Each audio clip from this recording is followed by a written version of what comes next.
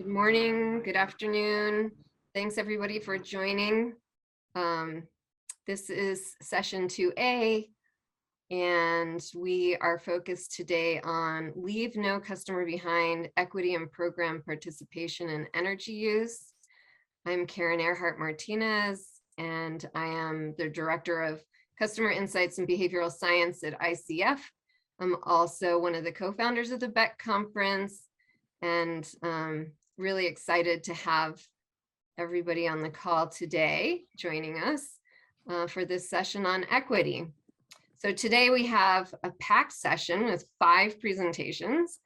As many of us are aware, there was a recent ACEEE publication that estimated that about 25% of US households are faced with an energy burden, meaning that their energy bills are greater than 6% of household income. That's a lot. And we know that equity is a big topic for this year's BECC conference. In this session, we will be exploring some of the factors associated with disparities in program participation, energy use, and energy insecurity. And I'm really excited by all of today's speakers and topics.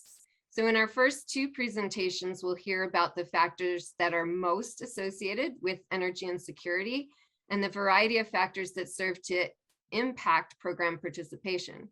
And from there, the next 2 presentations will take a close look at the attitudes and behaviors of low-income households, and also explore some of the ways of addressing income-based inequities. So finally, we're going to wrap up with a presentation on participation gaps in energy efficiency programs focused on public sector entities. So we're going to just kick things off here with a quick polling question. If you can share that with the audience, Hannah. Awesome. So the polling question is, which of the following is the best indicators of household vulnerability? And you can, I believe, select one answer. And we'll give you a minute. As you're filling that out, I'm going to go ahead in the interest of time and introduce our first speaker. Our first speaker is Hal Nelson. He is the co-founder and CEO of ResIntel, a social justice focused software company that performs mass scale building, energy, and water benchmarking for utilities and local governments. Dr. Nelson is also a tenured professor at Portland State University, where he teaches data science, energy justice, grid modernization, and public policy courses. He's also a member of the BECC program committee. Hal's going to share his work to understand the factors that are most closely associated with energy insecurity. So he's going to help us answer this polling question. Thanks, Hal. Well, thanks, Karen, and thanks, Hannah, for the awesome tech support. Karen is by far the most organized moderator I've ever seen at BECC. But this is only my 4th year, so. But anyway, thanks everybody for coming too. I have my talented co-author Maria Ilinykh on the conference as well, and she's going to be doing the Q&A at the end. I'm going to take the point on the presentation. And I think everybody knows that we're kind of strapped for time, so I'm not going to race through it, but I definitely, I'm not going to spend a bunch of time on extraneous stuff like this slide. So you all know who PG&E is, hopefully, and Karen just described what ResIntel is. So I'm just going to get into it. So the reason that we got started with this project was because, there's huge information barriers for multifamily housing. The census data is not good, and the other main sources of data aren't good either. So county assessor tax data needs to be kind of rolled up, and I'll talk more about that at the complex level. And CoStar, which is another popular database, is missing a bunch of properties, and all these data sets are missing attributes about the buildings that keep us from doing really cool things like calculating energy use intensity. So that's the kWh in therms per square foot that a property uses, and that's a really foundational metric for energy justice. So what do? Well, we take a ton of different data sources and we first create this property inventory for multifamily. We can do single family as well. I'm just going to talk about multifamily because it's quite a bit harder. And then once we have this property inventory, then we use building footprints and LiDAR and a bunch of other data sources to create a building inventory. Neither of those have ever been done before for this area that we're going to be talking about. And then once we do that, then we have a bunch of additional analytics that give us insights into how the properties, well, the building attributes, and then how the properties use energy and what opportunities are for energy efficiency upgrades. So this kind of gets at our research question, the poll question that we asked.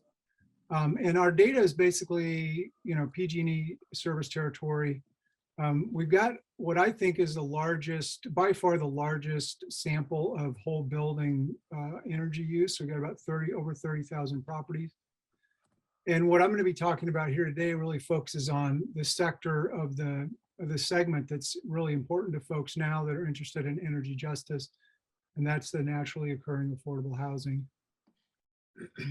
And the way that we identify naturally occurring affordable housing is through the attributes of the residents. And so California has a discount that folks can sign up for.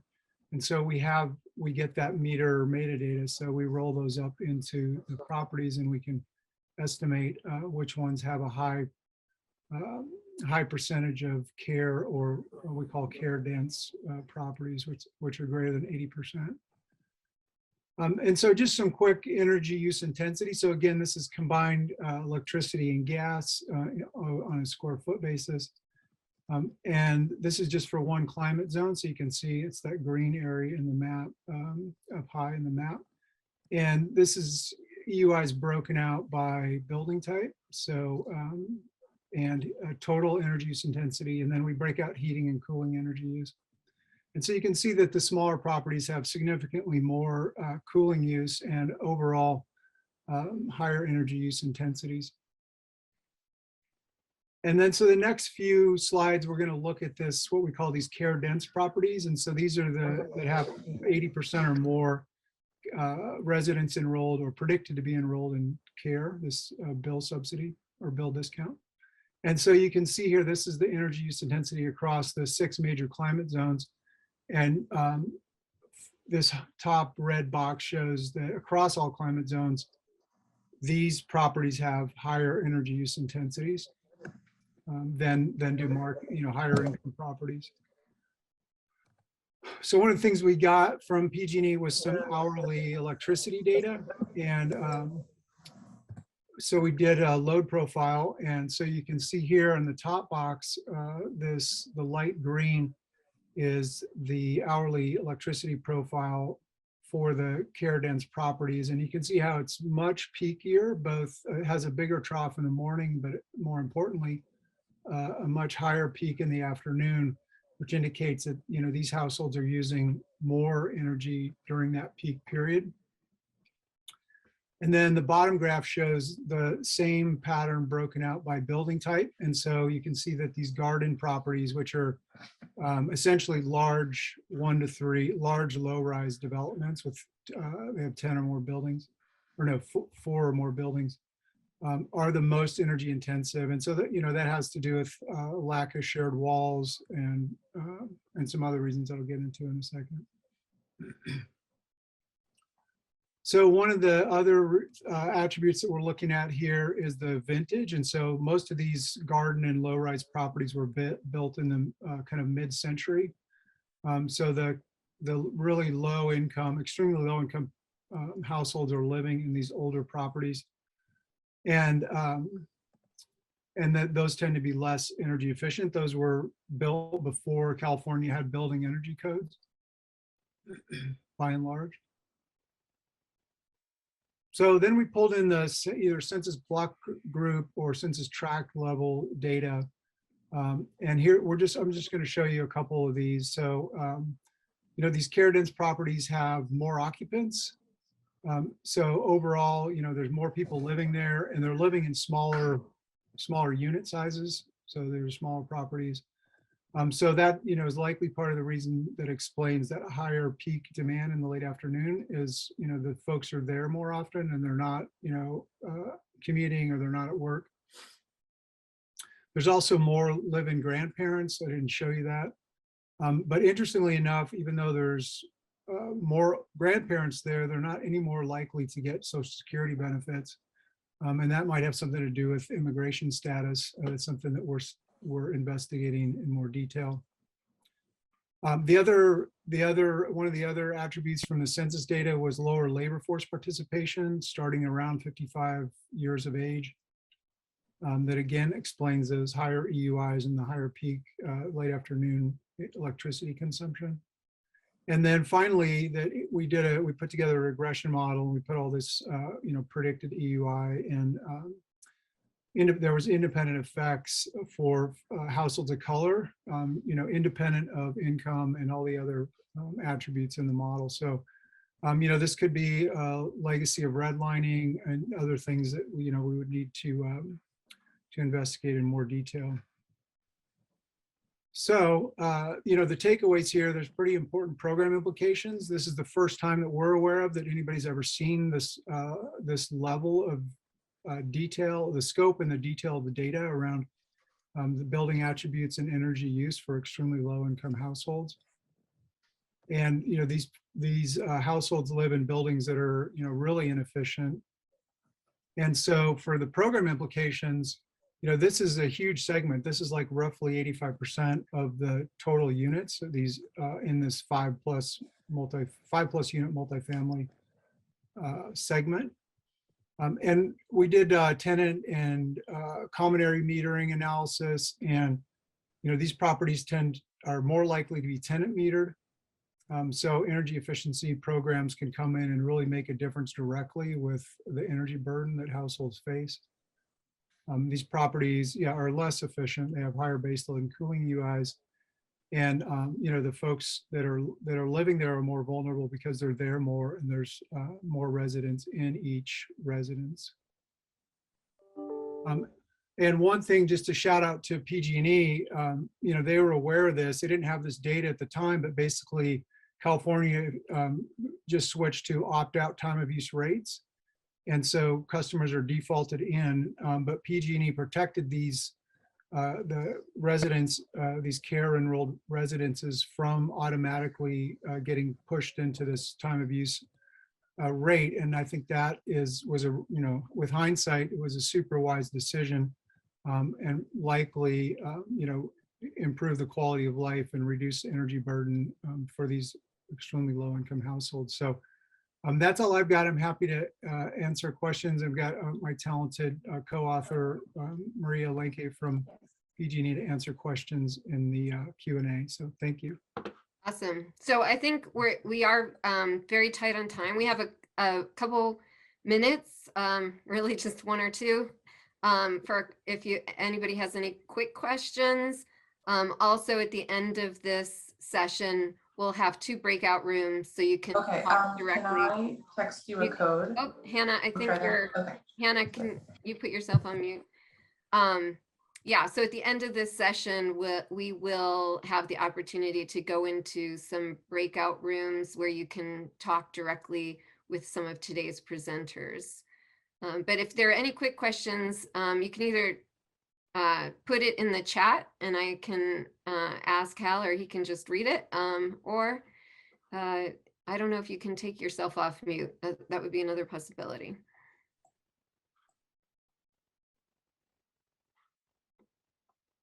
Well, good. Everybody must have got all my points, Karen. So Awesome.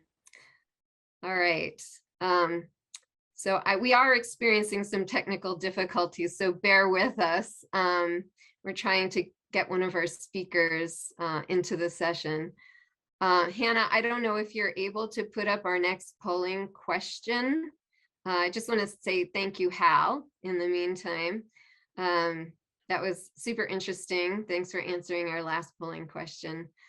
So polling question number 2, which of the following demographic groups is most underserved by residential energy efficiency programs? seniors, low income, people of color, non-native English speakers, and renters.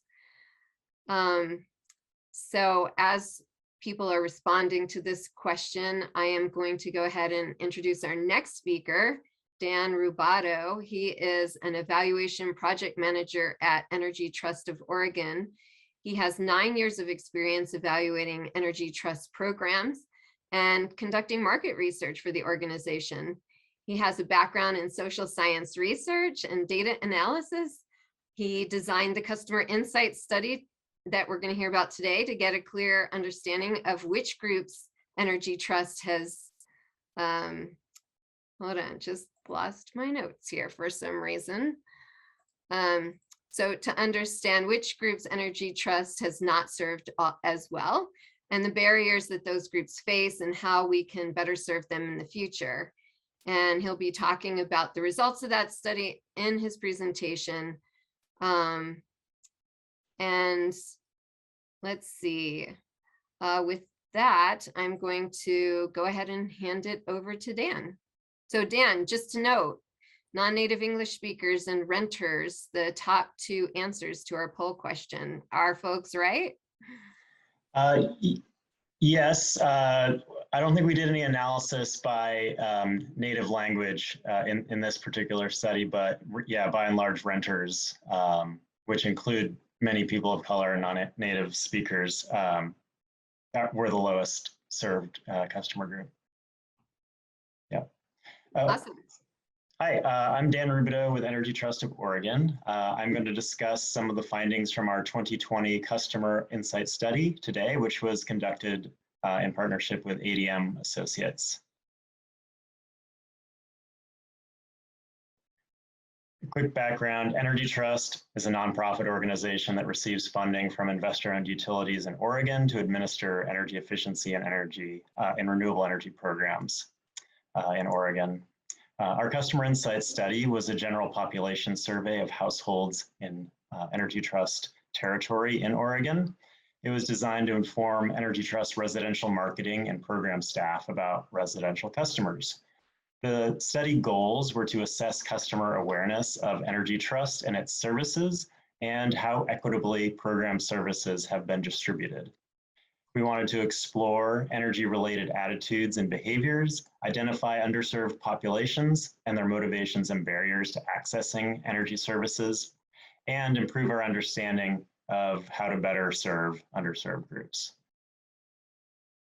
The study used a stratified random sample of occupied homes in Energy Trust's territory in Oregon.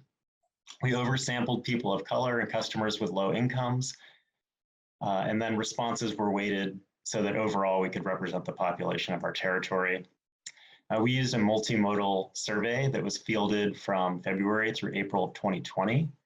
It was primarily a web survey with a phone completion option, and we had a $15 Visa gift card offered as a completion incentive.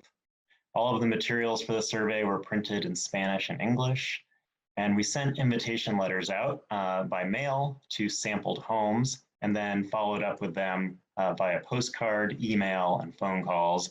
And finally, a paper survey was sent out as a final effort to selected non-respondents. So first, I'll review our findings on program participation levels in Energy Trust programs. About 570,000 households in Oregon were served in some way by Energy Trust from 2013 to 2019. And participation ranged from purchasing a discounted LED at retail to incentives for whole home retrofits. So a wide range.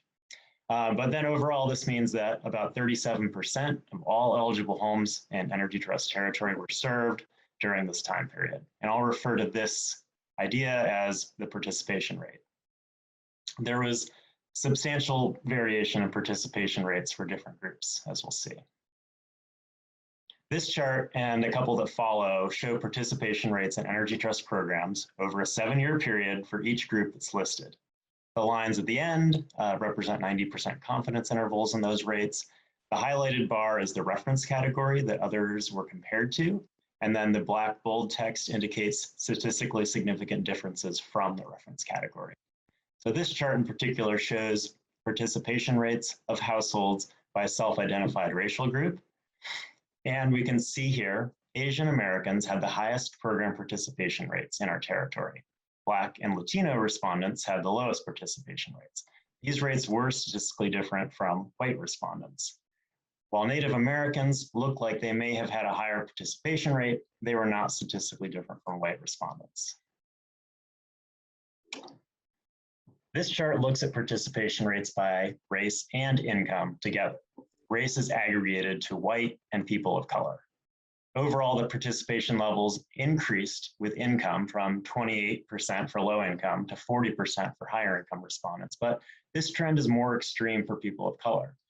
We see among lower income respondents, program participation levels are lower among people of color compared to white households. In contrast, among higher income respondents, participation levels were higher among people of color than white households. The stronger apparent trend in participation rates among people of color by income level is partly driven by the divergent participation levels that we saw for different racial groups. So lower participation among low-income people of color was largely driven by low-income Latino households that have been served at low rates. And high participation among high-income people of color is largely driven by higher-income Asian American households that have been served at high rates. Okay, next, this chart looks at participation by home ownership and housing type together. So in general, renter participation is much lower than for owner-occupied homes, except in multifamily, where it's higher. And that's primarily due to the activities of our multifamily program, which has been active in larger multifamily buildings for many years. Condo owners were less well-served than homeowners in other housing types. And renters that lived in attached, small multifamily and manufactured housing had the lowest participation rates of any group that we analyzed.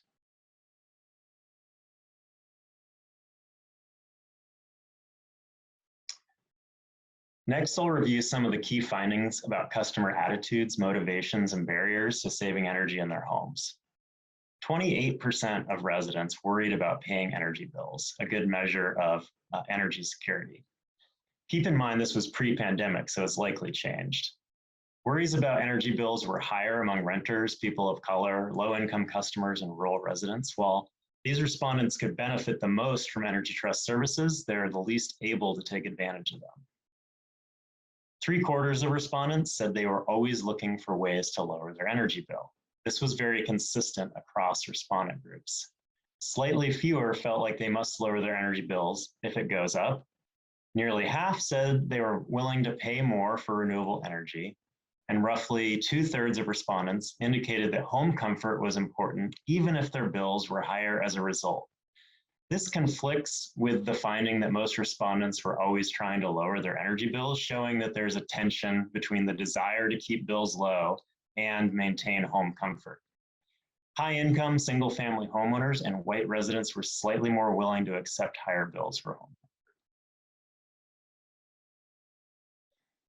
The largest cited barriers to program participation were lack of program awareness and insufficient information about services. Residents outside the Portland metro area more often believed they were not eligible to receive services even when they were. And not surprisingly, low-income homeowners frequently identified installation cost as a barrier. Renters frequently noted that upgrades were a landlord responsibility and not something they could directly take action on.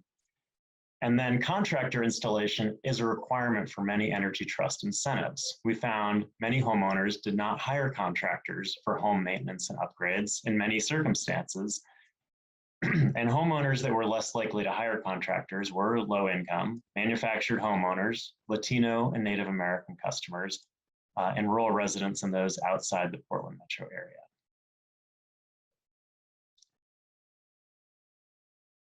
That's all I've got for now. Thanks.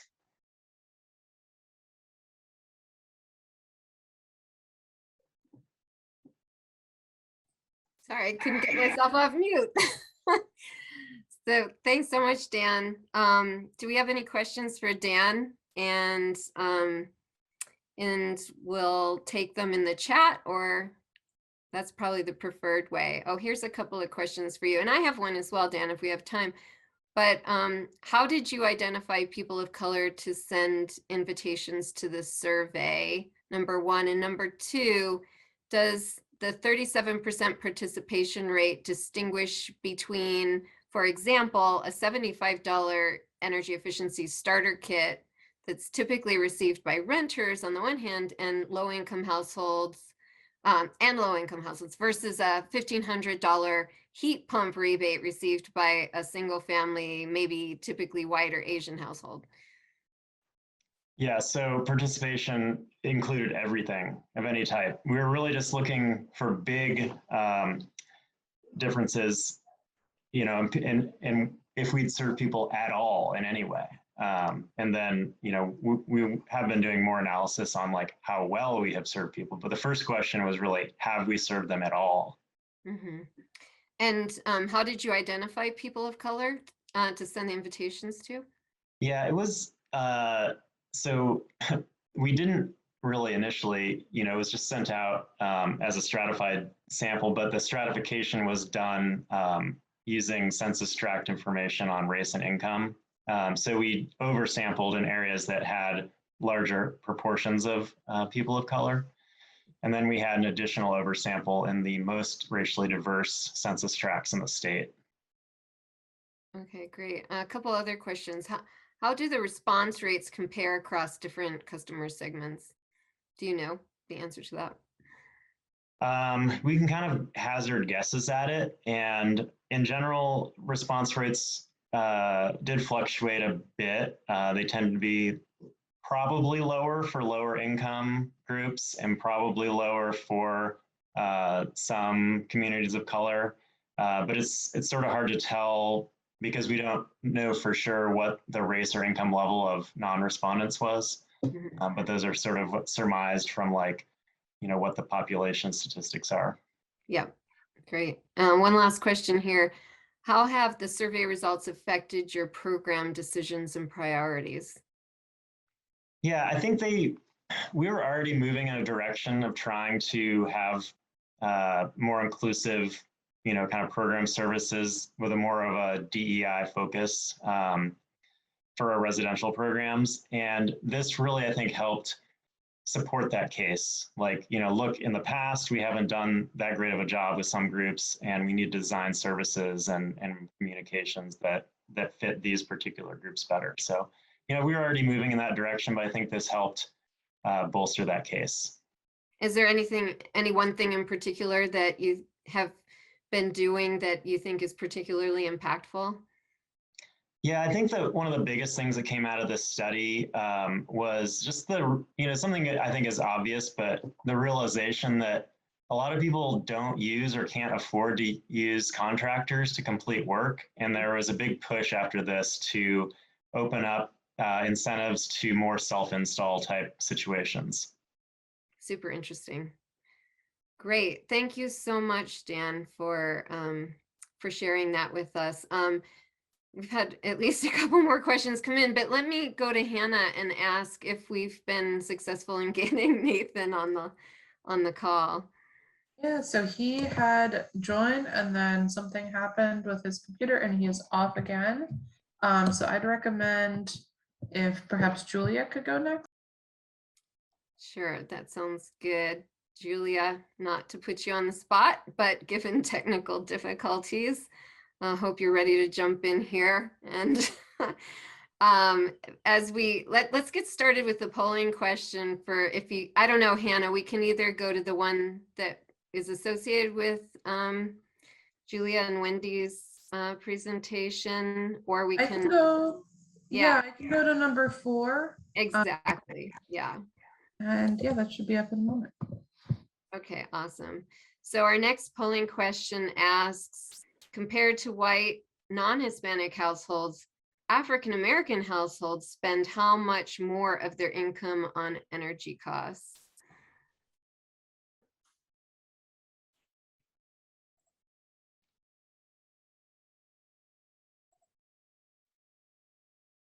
All right, well, the answer, well, I'm going to hold off on the answer. In the meantime, I'm going to go ahead and introduce Julia and Wendy.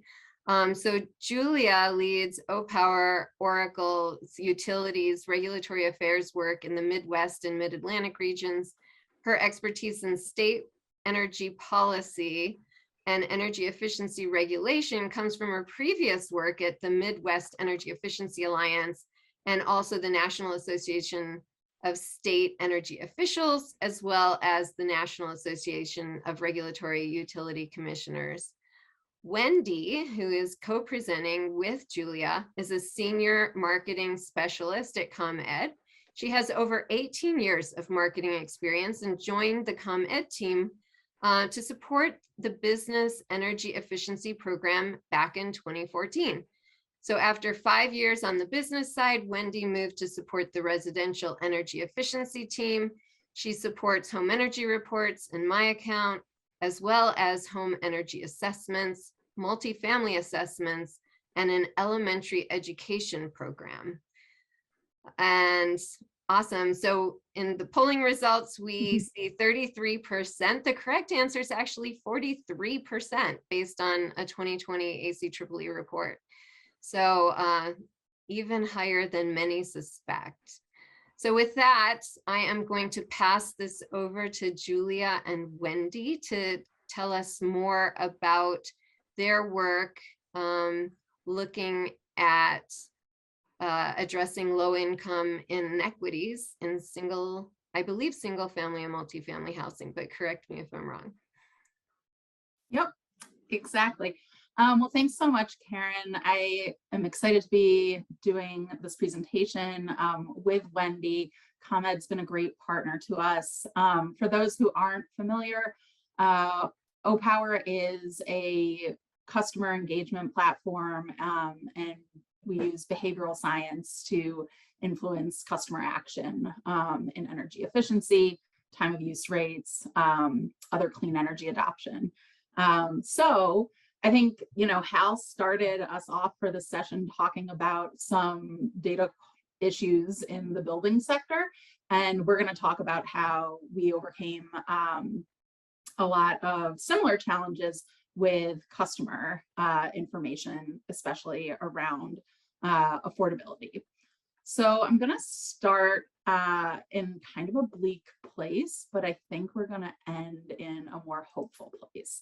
So Oracle put out a survey to residential utility customers this past year to better understand the challenges that they were facing during the pandemic.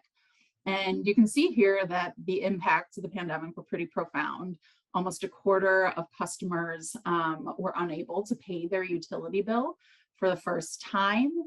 33% saw their bills increase by more than 10%, and almost 60% had to make some kind of sacrifice to afford their utility bill.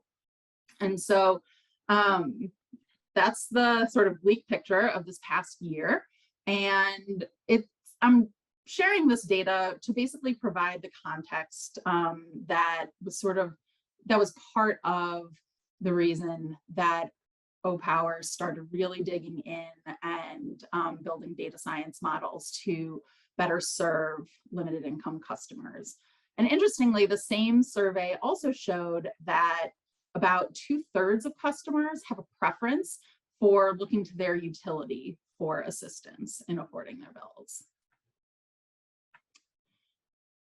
And so the first question in better serving limited income customers that we face is, who are these customers? Who needs help?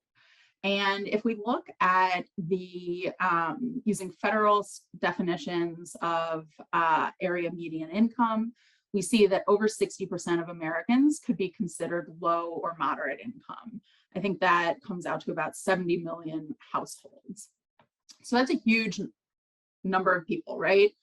But if we only consider the people we can identify using the sort of traditional methods that utilities employ of identifying limited income customers, we're only going to get a really small portion of that.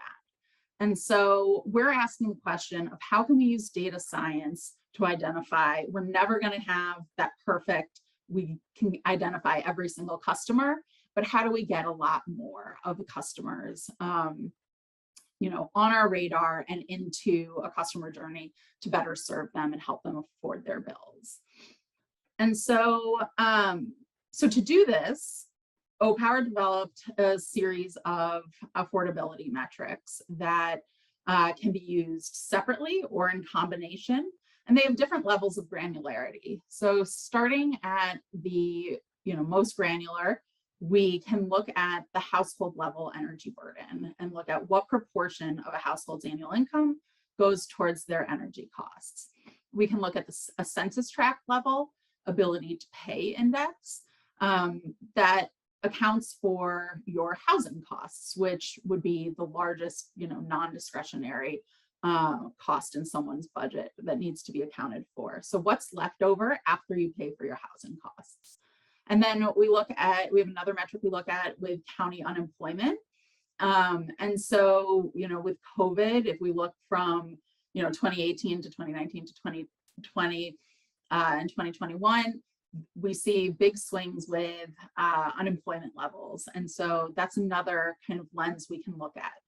And so we can look at all of these separately, or we can look at them layered on top of one another. And the energy vulnerability score is a metric that we created that takes all of those other layers and weights them and creates a composite score for every single household in a utilities territory. So we know how it's on a scale of 1 to 100, and we know how one person can afford their bills relative to other households around them.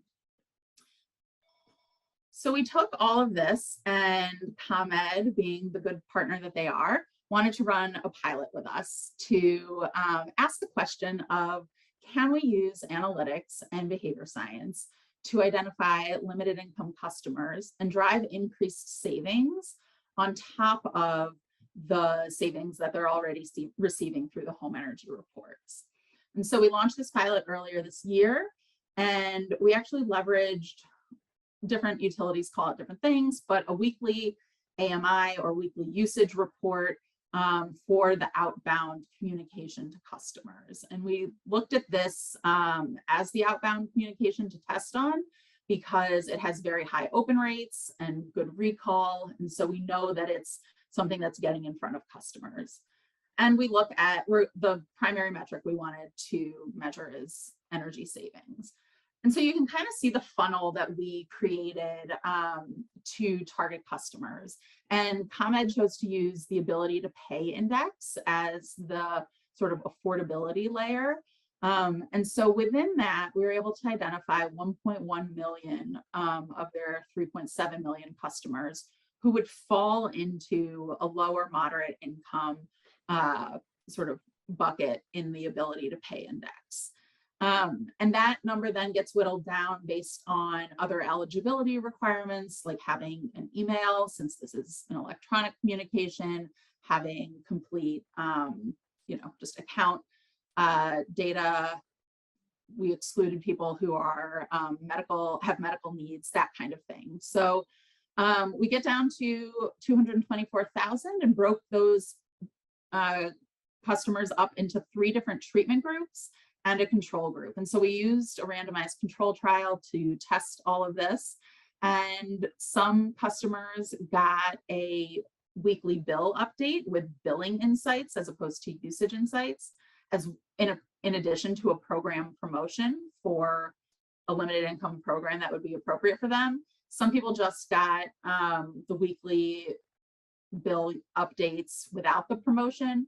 And some people received the more standard usage version of the weekly report. And then of course the control received no communications. So I'm going to pass it to Wendy, who can talk about our results and why ComEd wanted to do this in the first place. Oh, sorry. You're going to talk about like what they see. Thanks, Julia. Yeah, so switching the slide, these are some samples of our treatment groups.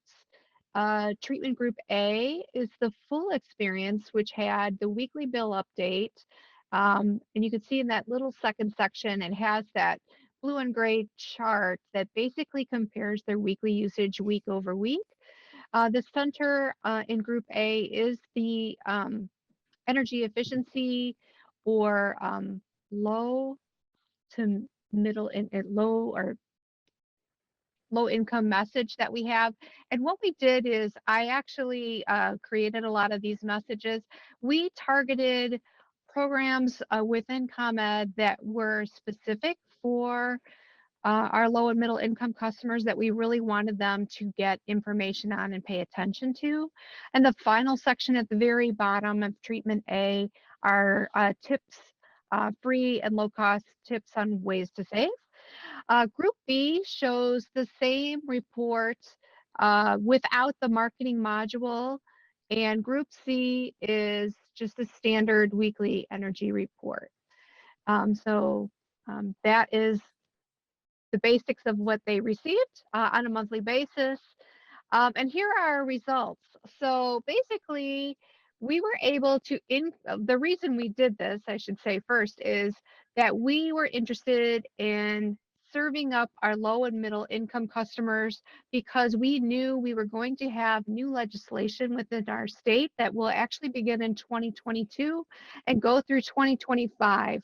It's a program cycle that we will be actually serving. A majority of our programs will be featured towards those low and middle income customers, and we have drastically reduced the amount of what we call market rate customers or non-low or middle income customer participation within our programs for that plan cycle. We wanted to find a new way to deliver savings to low and middle income customers outside of our regular email newsletters and outside of the bill. And we also wanted to put together some data behavioral science to work at. We worked with our internal ComEd data team to pull the lists. And then our results are in just 9 months, treating 168,000 customers, we actually resulted in 1.6 gigawatt hours of savings over on top of our savings that we generate from our traditional home energy reports. So. And I'll give it back to Julia. Yeah, Right, thanks, Wendy. We are actually over time, so I want to switch. If you want to make a few last comments, Julia, like 30 seconds or less. Yeah, And, I would just say, yeah, 30 seconds or less. I think what's important here is we're looking for new ways to drive savings for limited income customers. And when, you know, the incremental savings rate, you might say, is like, would be small per household, but it's the scale at which we're acting on, which is huge, right? And this was for 168,000 customers. If we scale it up to, you know, beyond the pilot, it has a big impact. I think that's probably the takeaway, is that scale matters when looking. Scale always matters. Yeah. So I'll leave it there. All right, awesome. Thanks to both of you. That's super interesting work that you're doing. We unfortunately are short on time. I'm still hoping we can get Nathan on the line. In the meantime, Hannah, can we go ahead to Michelle's presentation and polling question?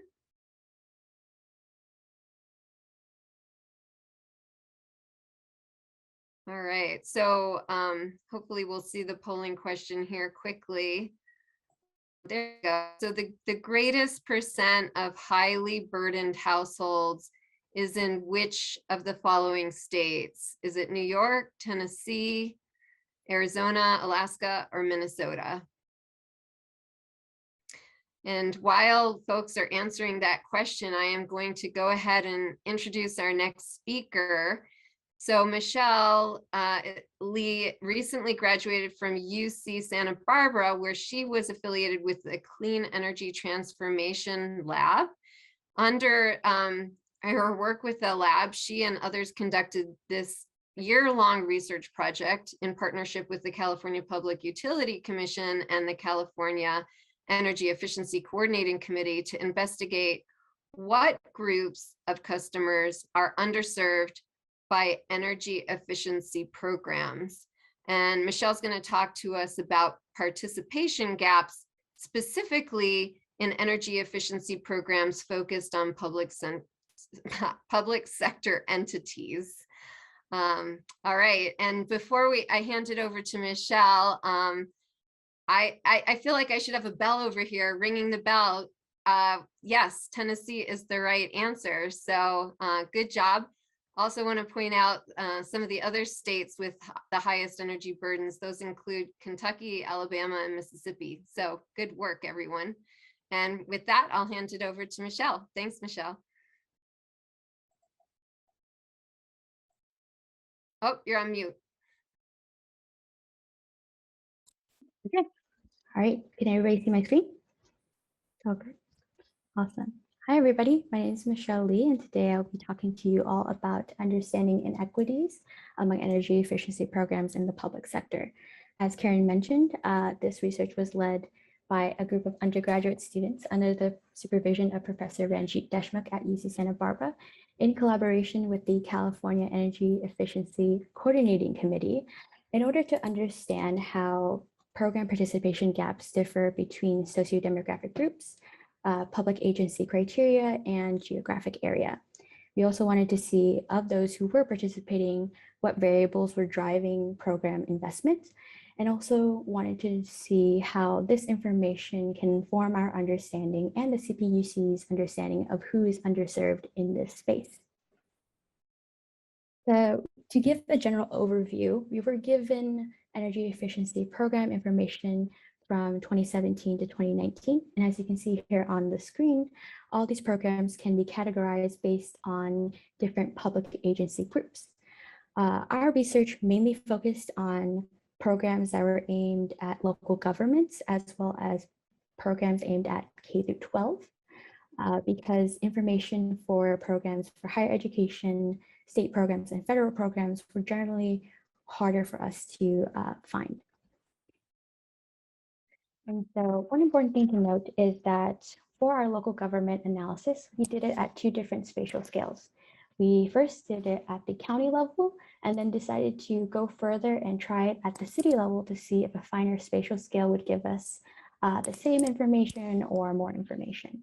And so for the county analysis, we looked at the total revenue within that county, the proportion of disadvantaged communities in that county based on the Cal Enviro screen, the mean household income, the percent of on-bill financing that these programs received, which is just a utility support, as well as the population within the county and a measure of rurality. For this case, we use the index of relative rurality, which is a index on a scale of 1 to 10 that generally gives us an idea of how rural a county is. And for our city analysis, we use the same socioeconomic variables, although the index of relative rurality only applies at the county level. So to substitute that, we use the rural urban community area codes to give us an idea of how rural a city is. And for our K through 12 programs, we also did this at the county level because it was generally easier for us to do that. We used pretty much the same socioeconomic variables in this analysis as well, but also included some school-specific variables, such as the enrollment within that county, the local control funding formula, which is a variable similar to revenue for a county, and also the percentage of students who were eligible for a free reduced meal plan, and the percentage of schools in a county with a Title I status. Those two in particular are given to us to kind of get an idea of the poverty within the area for those schools. And so we wanted to investigate the difference between programs with the highest and lowest investment per capita using t-tests. We wanted to understand the predictive relationship between investments among different variables using multivariate regressions. And we also spatially mapped all these communities throughout California just to get an idea of where they lie using choropleth maps. And so for our local government analysis at the county level, we found that mean household income was a significantly different variable between programs with the highest investment and the lowest investment. Our conclusion was programs and counties with the highest investment generally had a higher household income compared to counties with a lower investment. And when we look at regression results, we find that the index of relative reality, so the measure of reality in the county, the revenue per capita within that county, and the population within that county are significant driving variables in investment of these programs. And when we map it, these are our ChlorPath maps for the county level. And moving on to K through 12 programs, there are more variables that were significantly different between the two groups, that being the index of relative reality again, as well as mean household income again, and certain racial demographics. We can see here that counties that are generally considered more rural generally have a lower investment, and counties that have a higher household income have a higher investment. And the racial demographics differ between the two as well. And when we get into our regression results, for the K through 12 programs, we found that the school-specific variables were the driving variables in investments. So that was the local control funding formula, which again is a variable similar to kind of revenue, as well as the percentage of students eligible for a free or reduced meal plan and the percentage of schools within the county with a Title I status. And again, when we map this, these are our results for our ChlorPath maps for K through 12 programs. As you can see, there are a lot of gaps within these maps just because generally we had no information for those counties for K-12 programs. And when we moved on to cities, originally we wanted to include cities into our analysis because we felt like if we went down on a finer spatial scale, we could possibly get more information that we're not getting at the county analysis. However, that did pose a difficult issue within our research because when you go down a finer spatial scale, it's harder to get certain information such as tax revenue or the boundaries of a certain city and things of that such. So when we did our t-test results, we didn't find any significant difference between the top cities and the bottom cities. But for our regression results, we found that revenue per capita within that city is a driving variable, as well as the measure of rurality, the rural urban commuting area codes, the amount of utility support given by the percentage of programs that had on-bill financing, as well as the population of the city were driving variables in investment. And overall, our results are summarized here in this slide, but for the sake of time, I'll go over our conclusions real quick. And just to go back on it as well, we weren't able to map the ChlorPath maps for the cities, again, because we ran into the issue of city boundaries. We weren't able to get concrete city boundaries, so we weren't able to map that. Aside from that, we also had other limitations to our research that we need to keep in mind. We were only given participation information from 2017 to 2019, and so we will just have to assume these are true for the whole scope of the public sector. We also had to limit our scope to just local government and K-12 programs. Originally, we had set out to try to do every public agency group as defined by certain utilities business plans. But when we got into state or federal or higher education programs, that information is much harder to break down spatially. So we weren't able to include that into our analysis. And again, on the city issue, we were lacking a lot of information when we got down to a finer scale, such as tax revenue or city boundaries. And so our analysis is not quite robust in that case. And so generally our conclusions are rurality definitely plays an important part in participation and investments.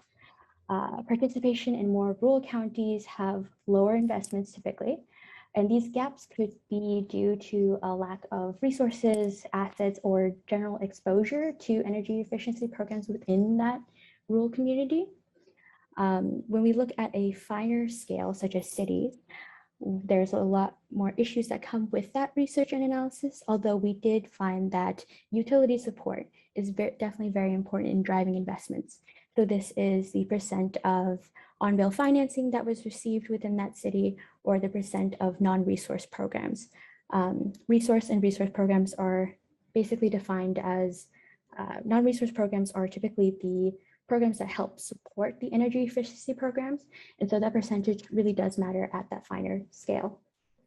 And then for K to 12, we found that school poverty proxy variables, such as the percentage of students eligible for free and reduced meal plan and the percentage of Title I schools within that county, definitely do matter in driving participation and investment for that group.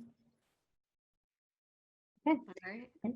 So with that, I wanted to conclude my presentation and thank everybody for coming to the conference. All right, thanks so much, Michelle. Awesome information. Actually want to take this moment to thank all our speakers.